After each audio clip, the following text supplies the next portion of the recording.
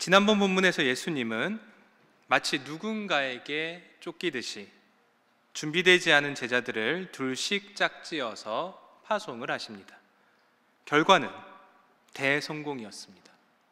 제자들이 많은 귀신을 쫓아냈고 많은 병자를 고쳤다라고 합니다. 이제 이야기가 과연 어떻게 흘러갈지 살펴보도록 하겠습니다. 오늘 본문 14절에서 16절의 말씀입니다. 우리 이 부분을 교독해 보겠습니다. 제가 먼저 읽고 여러분이 읽고 16절은 함께 읽습니다. 이에 예수의 이름이 드러난지라 헤롯 왕이 듣고 이르되 이는 세례 요한이 죽은 자 가운데서 살아났도다. 그러므로 이런 능력이 그 속에서 일어나느니라 하고.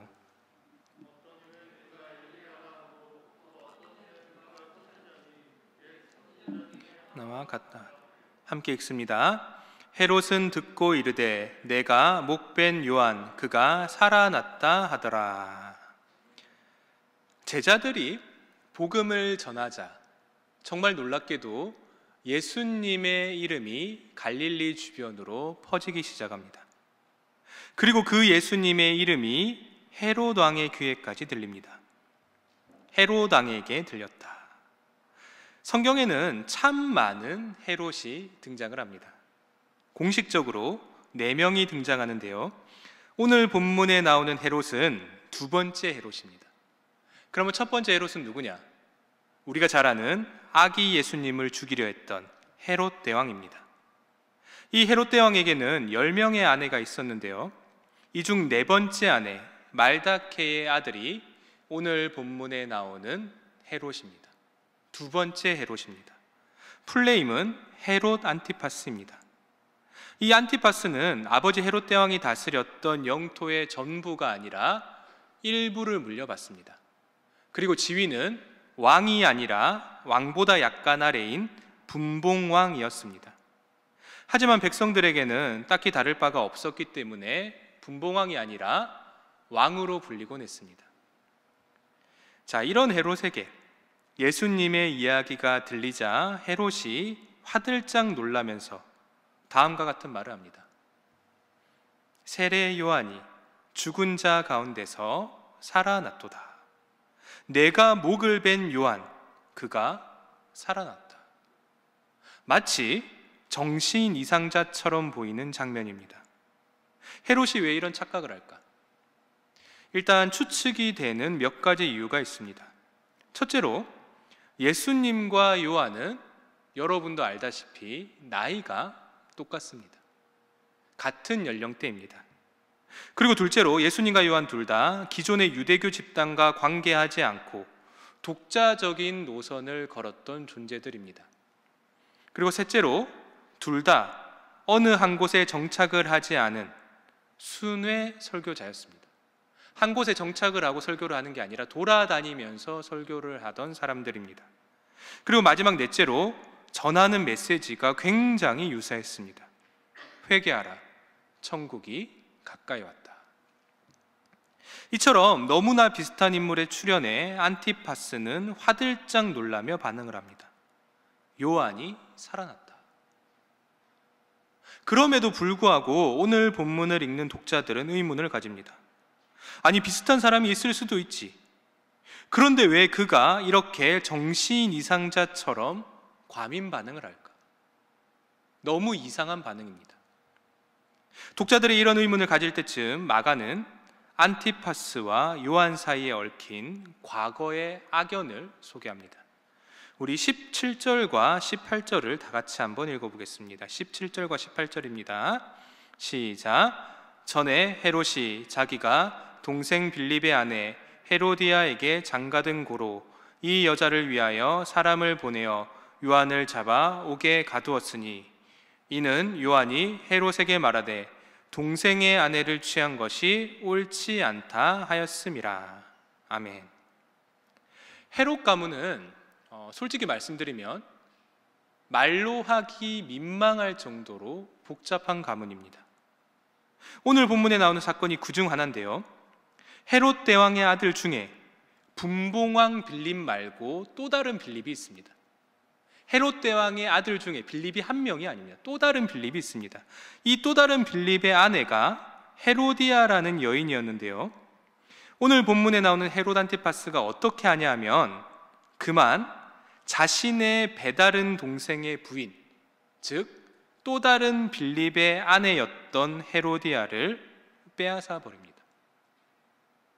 부인이 있는데 부인을 취한 거고, 심지어 그 취한 부인이 홀몸이 아니라 자신의 배다른 동생의 부인이었던 것입니다. 그러면 기존에 있던 부인은 어떻게 됐을까? 안티파스의 첫 번째 부인이 누구냐? 바로 옆에 이웃하고 있던 나바테아라는 나라의 왕 아레타스의 딸이었습니다. 공주입니다. 바로 옆에 있던 나라의 공주가 첫 번째 부인이었습니다. 그런데 안티파스가 겁도 없이 이 첫 번째 아내를 쫓아내고 헤로디아를 들입니다. 누가 봐도 손가락질을 할 만한 사건입니다. 조강지처를 벌이고 정치적 관계를 고려하지 않고 거기에 율법이 금하고 있는 결혼까지 해버린 헤롯입니다. 이 사건을 보고 모두가 뒤에서 수근거렸지만 감히 왕과 왕비에게 공개적으로 비난을 하는 사람은 없었습니다. 왜냐하면 최고위 권력층이니까. 그런데 오늘 본문에 나오는 세례 요한이 당당히 말합니다. 18절을 보십시오. 이는 요한이 헤롯에게 말하되 동생의 아내를 취한 것이 옳지 않다 하였음이라. 아멘. 너무나 용감한 세례 요한입니다. 상대방이 누구든 불의한 일을 참지 않는 요한입니다. 이제 사건이 어떻게 흘러갈까요? 우리 19절을 보겠습니다. 19절에 이렇게 나옵니다. 헤로디아가 요한을 원수로 여겨 죽이고자 하였으되 하지 못한 것을. 망신을 당한 헤로디아가 원한을 품습니다. 그 원한이 얼마나 깊냐? 요한을 죽이고 싶어 했습니다. 하지만 헤로디아가 그렇게 하지 못한 것은 참 아이러니하게도 자신의 남편인 헤롯 때문이었습니다. 20절을 보십시오. 헤롯이 요한을 의롭고 거룩한 사람으로 알고 두려워하여 보호하며 또 그의 말을 들을 때 크게 번민을 하면서도 달갑게 들음이러라.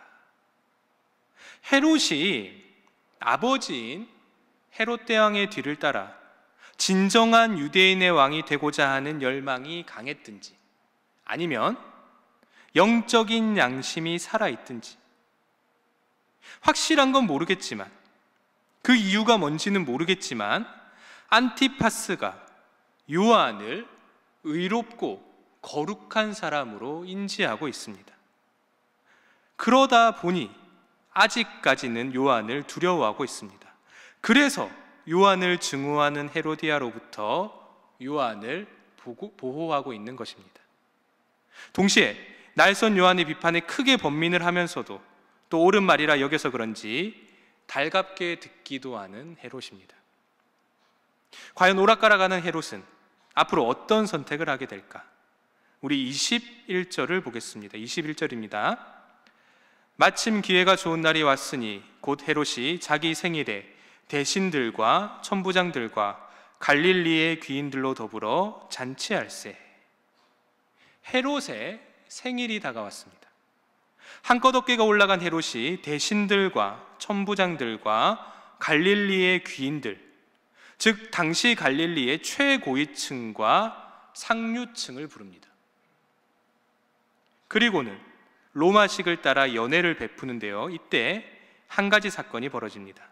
우리 22절을 다 같이 읽겠습니다. 22절입니다. 시작. 헤로디아의 딸이 친히 들어와 춤을 추어 보게 한지라. 왕이 그 소녀에게 이르되 무엇이든지 내가 원하는 것을 내게 구하라. 내가 주리라 하고. 아멘.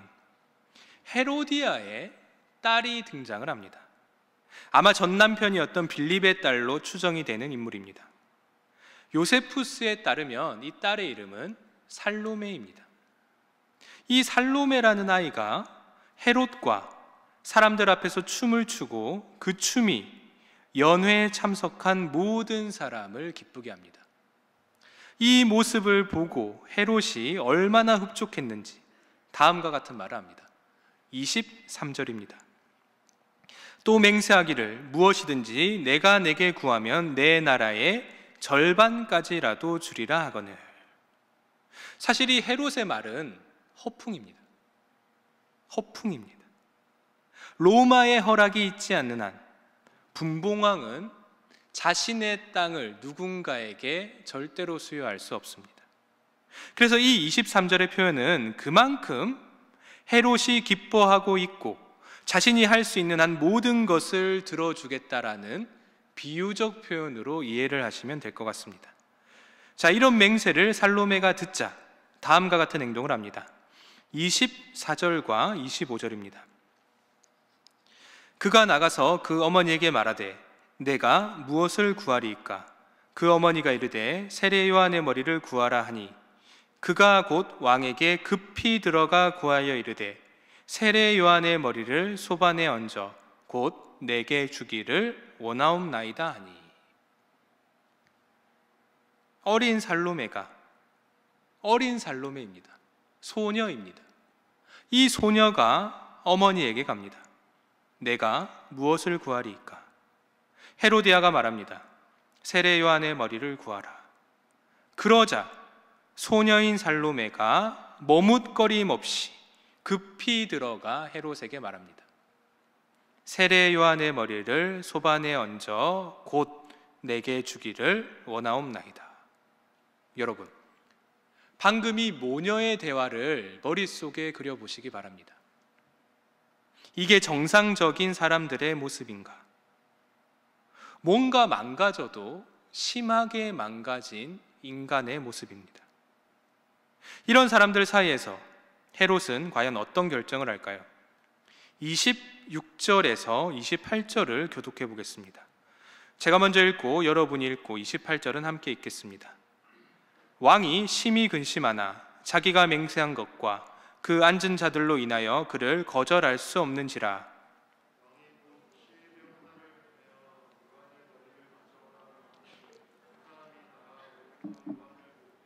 함께 읽습니다. 그 머리를 소반에 얹어다가 소녀에게 주니 소녀가 이것을 그 어머니에게 주니라. 왕이 심히 근심하나 자기가 맹세한 것과 그 앉은 자들로 인하여 그를 거절할 수 없는지라. 얼핏 보면 그럴듯하지만 자세히 보면 말도 안 되는 장면입니다. 지금 헤롯의 저울 양쪽에 무엇이 매달려 있습니까? 한쪽은 요한의 머리가 달려 있습니다. 그리고 다른 한쪽은 자신의 약속과 체면이 달려 있습니다. 아무리 고대의 맹세가 중요하다 하더라도, 아무리 왕의 체면이 무겁다 하더라도 사람의 목숨이 달려 있는 일입니다. 거기에 그냥 사람도 아니고 하나님의 사람입니다. 더군다나 그 저울을 재는 사람이 다른 나라도 아니고 이스라엘의 일부를 다스리는 왕입니다. 하나님 나라의 왕입니다. 이런 상황인데 헤롯이 어떻게 합니까? 심히 근심했다. 망가진 저울입니다. 고민할 거리가 안 되는데 고민하고 있습니다. 망가진 겁니다. 망가진 저울을 가진 왕이 명합니다. 요한의 머리를 가져오라. 그러자 시위병이 옥에서 요한의 목을 베어 그 머리를 소반에 얹어서 살로메라는 소녀에게 줍니다. 그리고 그 소녀는 아무렇지도 않게 요한의 머리를 자신의 어머니 헤로디아에게 가져다 줍니다. 헤롯 대왕 때부터 이어져 오던 헤롯 가문의 광기가 엿보이는 본문입니다. 이제 29절입니다. 요한의 제자들이 듣고 와서 시체를 가져다가 장사하니라. 오늘 본문에 나오는 헤롯의 회상 장면 중에서 유일하게 정상적인 장면입니다. 그럼에도 불구하고 마가는 이 부분을 아주 건조하게 묘사합니다. 다른 어떤 첨언도 없이 그저 요한의 제자들이 시체를 가져다가 장사했다라고만 기술합니다. 이렇게 헤롯의 회상이 끝이 납니다. 이제 30절을 다 같이 읽겠습니다. 30절입니다. 시작. 사도들이 예수께 모여 자기들이 행한 것과 가르친 것을 낱낱이 고하니. 아멘. 너무나 충격적인 헤롯의 회상에 빠져있던 독자들이 이제야 마가복음 본래 장소와 시간으로 돌아옵니다. 예수님께서 둘씩 짝지어서 보낸 제자들이 예수님께로 돌아옵니다. 그리고 자신들이 행한 것과 가르친 것을 예수님께 낱낱이 구하는 모습을 마지막으로 오늘의 본문이 끝이 납니다. 말씀을 맺겠습니다. 오늘 본문은 예수님의 파송 이야기 사이에 끼어 있는 그다지 훌륭하지 못했던 한 분봉왕의 회상 이야기입니다. 그 회상 속에서 우리는 한 위대한 인물을 바라보게 됩니다. 그는 다른 복음서들에서 무려 여자가 낳은 자 중에 이보다 큰 이가 일어남이 없도다라는 평가를 받을 정도의 인물입니다. 한마디로 위대한 자입니다. 영웅과도 같은 사람입니다. 그런데 그 인물이 오늘 본문에서 아주 비참하고 아주 초라하게 퇴장합니다. 최고위층과 상류층의 유희 한 번에 목이 날아가 버립니다. 그런데 이 비참한 장면을 마가는 건조하게 묘사합니다. 이런 이야기들의 을에 나오는 죽기 전에 멋있는 유언이라던가 후인을 위한 교훈의 말이 일절 존재하지 않습니다. 이런 상황에서 독자이자 믿는 자인 우리는 여러 질문을 던집니다. 왜 마가가 이럴까? 왜 이럴까? 동시에 마가는 왜 성공적인 파송 이야기 사이에 이런 절망적인 이야기를 끼워 넣을까? 그리고 과연 오늘 본문의 의미는 무엇인가? 오늘 본문, 특히 헤롯의 회상 자체로 이야기를 한정한다면 오늘 본문을 보는 마가복음의 독자들은 어렴풋이 예수님의 미래를 그릴 수 있습니다. 앞서 설교에서 말씀을 드렸다시피 예수님과 요한은 참 비슷한 점이 많습니다. 그래서 오늘 예수님의 제자들과 마가복음의 독자들은 섬뜩한 상상을 하게 됩니다. 설마 예수님께서 요한과 비슷한 미래를 맞이하시는 건 아닐까? 이미 마가복음을 읽어보신 분은 아시겠지만 곧 예수님의 순환 예고가 나옵니다. 그런 의미에서 오늘 본문은 제자들이 도무지 이해할 수 없는 예수님의 말씀, 그 순환 예고를 조금이나마 이해하기 위한 기초 본문이 될 것입니다. 그리고 동시에 이러한 점은 믿는 자가 고난을 받는다는 말을 이해하지 못하는 마가의 공동체나 현대의 독자들을 위한 일이기도 합니다. 마가복음이 쓰여졌을 당시의 현실을 바라보면 진리를 위해 일하는 자들이 박해를 당하고 허무하게 생을 마감하는 모습을 발견하게 됩니다. 이러한 점은 오늘날의 우리도 마찬가지입니다. 누가 봐도 너무나 훌륭하신 분이 허무하게 갈 때가 있습니다. 거기에 하나님의 나라를 인정하지도 않고 자신이 힘이 있다라고 착각하는 정말로 나쁜 무리들의 회방과 폭력이 있습니다. 이때 우리는 혹시 모를 기적을 기대하기도 합니다. 하지만 현실은 냉혹합니다. 운이 좋으면 쫓겨나는 정도고 심하면 목숨까지 잃기도 합니다. 너무나 억울한 일입니다. 이런 일을 겪은 신앙인은 질문을 합니다. 내가 정말 제대로 된 길을 가고 있는 게 맞는가? 여기서 더 나아가면 이런 질문을 합니다. 하나님은 정말로 존재하시는가? 참으로 존재하신다면 우리가 왜 이런 운명을 겪게 되는가? 이때 마가가 말합니다. 그게 참 제자의 모습이다. 그게 예수님의 파송으로 성공적인 결과를 맺은 자의 결말일 수도 있다. 예수님이 보내신 제자들이 많은 가르침과 기적을 행했다. 혹시 그 모습만 보고 장밋빛 미래만 꿈꾸는가? 저 위대한 요한을 보아라. 그 위대한 자가 한낱 어리석은 자들의 손에 놀아나며 목이 잘렸다. 하지만 그게 오히려 참으로 성공한 제자의 모습이다. 그러니 현실의 모순에 좌절하지 마라. 이제는 그분이 오셨고 곧 심판의 때가 다가올 것이다. 회개하라. 천국이 가까이 왔느니라. 여러분, 세상의 눈으로 보면 요한의 죽음은 정말로 비참한 죽음입니다. 가치 없는 죽음처럼 보입니다. 하지만 진실의 눈, 영적인 눈으로 보면 그 죽음은 위대한 죽음이요 동시에 참 생명을 얻는 죽음입니다. 사랑하는 우리 형제와 자매 여러분, 세상의 잔혹함에 떨지 마시길 바랍니다. 세상의 논리에 꺾이지 마시길 바랍니다. 지금 여러분이 가는 길이 좁은 길처럼 보이지만 그 길이 옳은 길이요, 그 길이 진리의 길입니다. 요한이 걸었고 예수님이 걸었던 그 길을 계속해서 걷는 우리 모두가 되길 진심으로 소망합니다. 기도하겠습니다. 하나님 아버지, 감사합니다. 오늘 저희가 이렇게 하나님의 은혜로 마가복음 6장의 중반을 살펴보았습니다. 하나님, 저희가 요한의 죽음을 잘 기억할 수 있도록 하여 주시옵소서.